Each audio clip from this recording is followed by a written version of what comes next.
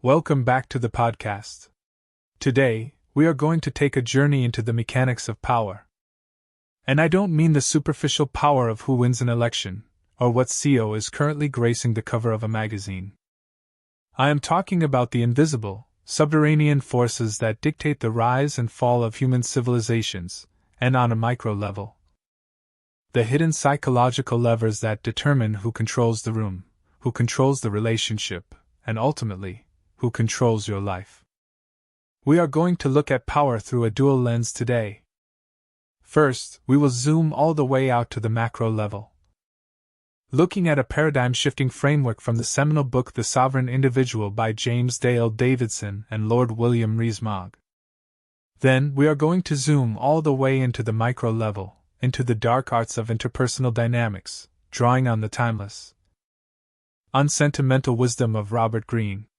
Grab a cup of coffee, settle in, and let's strip away the illusions of how the world works. Most of us walk around believing that history is driven by ideas. We think that enlightenment, public opinion, and grand moral awakenings are the engines of human progress. We tell ourselves that democracy triumphed over tyranny because it is a morally superior idea, or that feudalism ended because humanity simply evolved past it. But what if that is entirely wrong? What if moral, legal, and cultural frameworks do not arise from abstract ideals at all? Davidson and Rees-Mogg introduce a concept that is as brilliant as it is terrifying. They call it megapolitics. Megapolitics is the study of the underlying variables that determine the flow of history, completely independent of human will, political ideology, or moral philosophy. We are talking about topography, climate, microbes, and most importantly, technology. These megapolitical factors dictate one supreme, absolute truth that has governed human societies since the dawn of time: the returns on violence. Why does this matter? Because if you want to understand why society is structured the way it is right now, and more importantly, where it is going, you have to understand the cost-benefit analysis of exerting physical force. When the cost of projecting violence is low and the rewards are high, society centralizes. Empires expand. States grow massive. But when the cost of defense is lower than the cost of offense, when it becomes too expensive to attack and conquer, power fragments. To understand this, we have to look at the grand sweep of human history, which the authors divide into 4 distinct stages of economic and social organization. We went from the hunter-gatherer stage, to the agricultural society, to the industrial age. And right now, as you listen to my voice, we are living through the agonizing, chaotic birth of the 4th stage, the information age. And just as the transition from hunter-gatherer to farmer, and from feudal peasant to industrial worker, fundamentally destroyed and reorganized global power, the information age is going to destroy the defining institution of our time. It is going to destroy the nation-state. Let that sink in. The nation-state is not a permanent fixture of human existence. It is a technological byproduct of the industrial age. Let's look at the logic of violence in the 20th century to understand why. In the industrial era, the returns on violence were incredibly high. Wealth was physical. It was bound to geography. If you were a tycoon in 1950, your wealth consisted of massive steel mills, automobile factories, coal mines, and thousands of laborers tied to a specific piece of land. You couldn't exactly hide a steel mill in your pocket and sneak it across the border. Because wealth was physical and stationary, it was incredibly easy to seize by force. Therefore, to protect that massive physical wealth, you needed a massive, centralized, predatory state with a standing army. The industrial age required the nation-state to prevent total anarchy. But here is the dark side of that arrangement, because the state provided the ultimate protection of your physical assets. The state also had the ultimate leverage to extort you. Taxation in the 20th century skyrocketed because the state had a monopoly on violence, and your assets were sitting ducks. The nation-state essentially operated, and still operates, on the exact same business model as a mafia protection racket. You pay the mob so the mob protects your store from rival gangs, but also so the mob doesn't burn your store down itself. Now, enter the information age. Enter the microchip. Enter cryptography. Suddenly, the megapolitical variables have flipped. In the information age, the most valuable resources in the world are no longer physical. Wealth is digital. It is encrypted data, software, algorithms, and digital currency floating in cyberspace, a realm that literally has no physical geography. How does a nation-state send an army of tanks to conquer a Bitcoin wallet? It can't. How does a government seize $1 billion of wealth when that wealth is secured by cryptographic algorithms that would take a supercomputer a million years to crack? It can't. Microtechnology and encryption radically reduce the returns on violence. If wealth cannot be seized by physical force, the power dynamic fundamentally shifts from the predator, the state, to the prey, the taxpayer. This brings us to the central figure of the future, the sovereign individual. These are the highly educated, technologically savvy, highly productive individuals who suddenly realize they no longer need the bloated, expensive protection racket of the 20th century nation-state. Because their wealth is digital, their labor is mobile. In the industrial age, you couldn't move a factory. In the information age, a software engineer, a hedge fund manager, or a digital creator can move their entire net worth and means of production across the globe with a single keystroke. This creates a terrifying reality for governments. We are entering a competitive market for sovereignty. Historically, states ruled over captive subjects. In the future, states will have to compete for customers. If a country's taxes are too high, or its regulations too burdensome, the cognitive elite will simply leave. They will take their laptops, their encrypted wealth, and their tax revenue to a jurisdiction that treats them better. And this spells doom for the modern nation-state, because the modern state is a dying institution drowning in unfunded liabilities. Think about the promises governments have made over the last century: massive pension systems, universal healthcare, endless social welfare programs.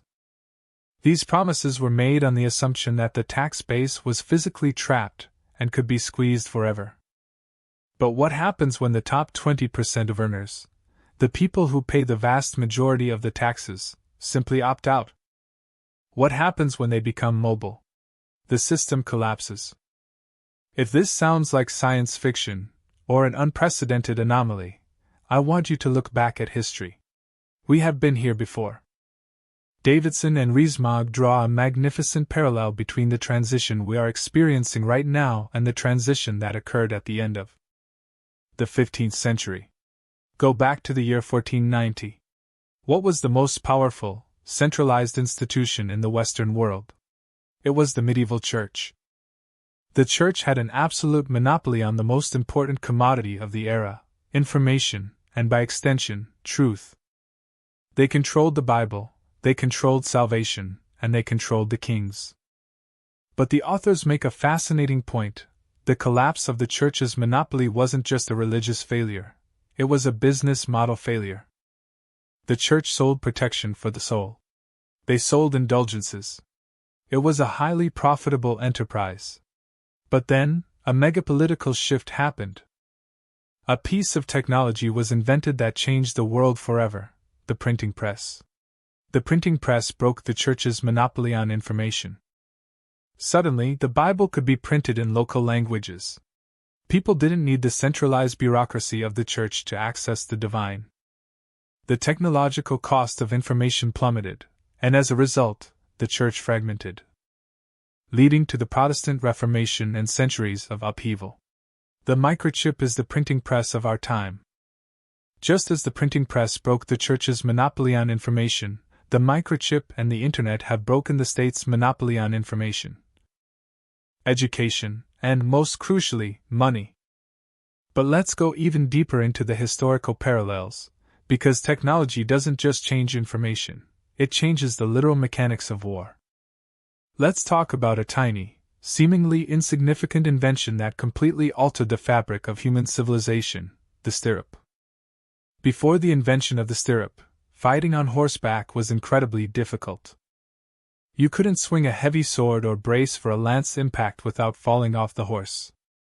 But once the stirrup was introduced to Europe, it allowed a rider to lock their feet in and stabilize themselves. This enabled shock combat. Suddenly, a man on a horse clad in heavy armor became the ultimate weapon of mass destruction. He was the tank of the medieval world. But here is the megapolitical catch: armored knights and warhorses were astronomically expensive. Only the very wealthy could afford to train and equip them. Because this technology of violence was so expensive, power naturally centralized into the hands of a tiny, landed aristocracy. The stirrup literally created the feudal system. It created a world of lords and castles and serfs working the land in exchange for protection, because the cost of defense was entirely localized. The returns on violence dictated the social hierarchy. So, how did the feudal system end? Did people just wake up one day and decide that serfdom was immoral? No. Another megapolitical shift occurred. Gunpowder.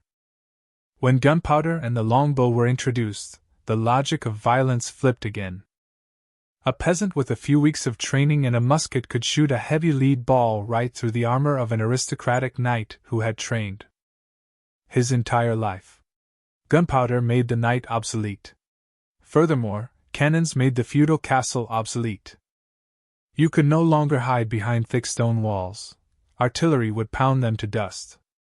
Because artillery and massive standing armies of musketeers were incredibly expensive to maintain, power shifted away from the decentralized local lords and consolidated into the hands of the centralized monarchs who could afford to buy cannons.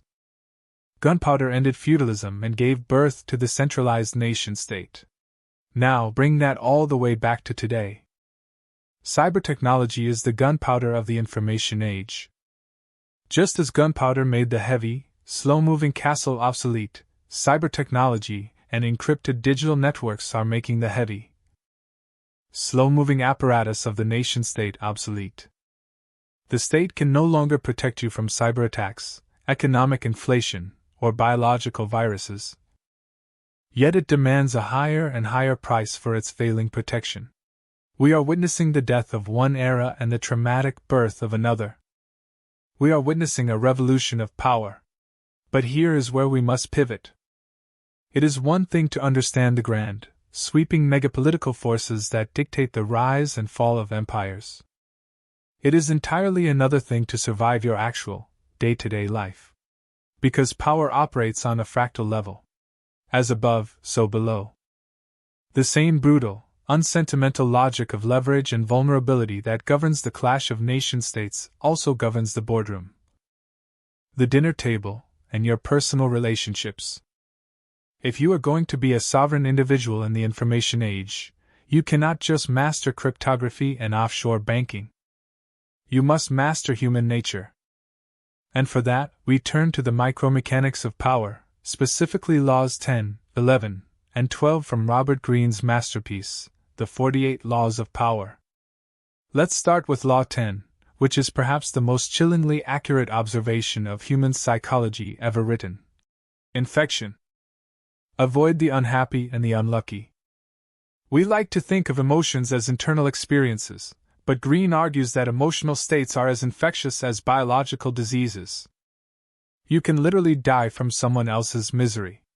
Emotional pathogens are transmitted through proximity. We all know the type of person Greene is warning us about. The infector. This is the person characterized by chronic misfortune. They are always in a crisis. They are always a victim. And crucially, this misfortune is almost always of their own making. They have a subconscious, restless desire to generate drama, and they draw anyone who tries to help them into their downward spiral. Greene tells the tragic historical story of Marie Mancini. She was the niece of Cardinal Mazarin in 17th century France. Marie was wild, passionate, and incredibly dramatic. She actually captured the heart of a young King Louis XIV, but she was eventually exiled from the court because her presence was pure chaos. She married a wealthy Italian prince, Prince Colonna, who tried to give her a stable, beautiful life. But Marie couldn't handle peace. She was fundamentally unlucky and unhappy. She generated rumors, she fled her husband, she dragged her friends into massive scandals, and everywhere she went, ruin followed. She was an emotional black hole, and she destroyed the reputation and peace of mind of everyone who took pity on her. The harsh truth of Law 10 is that you cannot cure the infector. Your empathy is a weapon they will use against you. If you associate with the chronically miserable, you will inevitably contaminate your own psyche and your own reputation. The logic of power demands that you do the exact opposite. You must ruthlessly quarantine yourself from the unlucky, and instead, associate with the happy and the fortunate. Success, optimism, and good fortune are equally infectious. If you want to be sovereign, you must protect your psychological borders as fiercely as a nation protects its physical borders. But protecting your borders isn't enough. You also need leverage. This brings us to Law 11. Learn to keep people dependent on you. There is a massive misconception in our culture about independence. We are taught that the ultimate goal in life is to be completely independent, to need no one, and to have no one need you. But Green points out a profound paradox. Complete independence is actually a very lonely and weak position. In the real world, true power is not isolation. True power is asymmetrical dependency. It is being the indispensable source of another person's well-being or success. Think about it. If the people above you, your boss, your clients, your political allies, can survive without you, they will eventually discard you the moment you become inconvenient. To secure your position, you must weave your skills, your knowledge, or your network so deeply into the fabric of your superior's life that removing you would cause them catastrophic pain. You want to reach a point where they don't just like you, they physically and economically cannot function without you. The ultimate historical practitioner of this law was Otto von Bismarck, the Iron Chancellor of Prussia. Bismarck was a genius of statecraft, but his true masterpiece was how he handled his boss, King William I. Bismarck and the king disagreed on almost everything. The king was conservative, cautious, and often deeply frustrated by Bismarck's aggressive, Machiavellian tactics to unify Germany. By all normal metrics, the king should have fired him. But Bismarck made himself completely indispensable. He was the only man who could navigate the insanely complex web of European alliances. He was the only man who could control the parliament. He systematically ensured that no one else in the Prussian government had the full picture. He maintained an absolute monopoly on the skills required to run the state. Consequently, whenever the king pushed back, Bismarck would simply threaten to resign. And the king would panic. The king realized that without Bismarck, the entire empire would collapse. Bismarck didn't need the king desperately needed Bismarck. Bismarck was the master of the master. The tactical advice here for the modern sovereign individual is clear: never teach your subordinates, or your superiors, everything you know. Never automate yourself out of leverage. Always hold back a critical piece of the puzzle. Maintain a monopoly on a specific skill, a specific relationship, or a specific secret. If you are easily replaceable, you have no power. But what if you need to gain power over someone who is guarded, suspicious, and holds all the cards? How do you penetrate their defenses? That is where Law 12 comes in. Use selective honesty and generosity to disarm your victim. Human beings are hardwired to recognize patterns. When we meet someone, especially in a competitive or business environment, our defenses are naturally up. We expect people to act in their own self-interest. We expect to be manipulated. Green argues that the most effective way to bypass this psychological armor is to short-circuit the brain's pattern recognition with a sudden, unexpected act of total honesty or unprompted generosity. This single act serves as a Trojan horse. When you give someone a gift, or when you confess a seemingly damaging truth to them, their brain registers you as safe. Generosity triggers an ancient, evolutionary reciprocation instinct. It warms the heart and clouds the judgment. The moment they accept your honest gesture, their defensive walls drop. And once the walls drop, you have access to their inner citadel. Con artists have known this for centuries. The word con literally stands for confidence. You cannot deceive someone until you have first gained their confidence. By offering a selective piece of honesty, perhaps omitting a minor flaw, or giving away a piece of valuable information for free, you convince the other person that you are noble, transparent, and trustworthy. You disarm them. And in a world governed by the ruthless megapolitical logic of violence and leverage, a disarmed opponent is a defeated opponent. So, let's pull all of this together.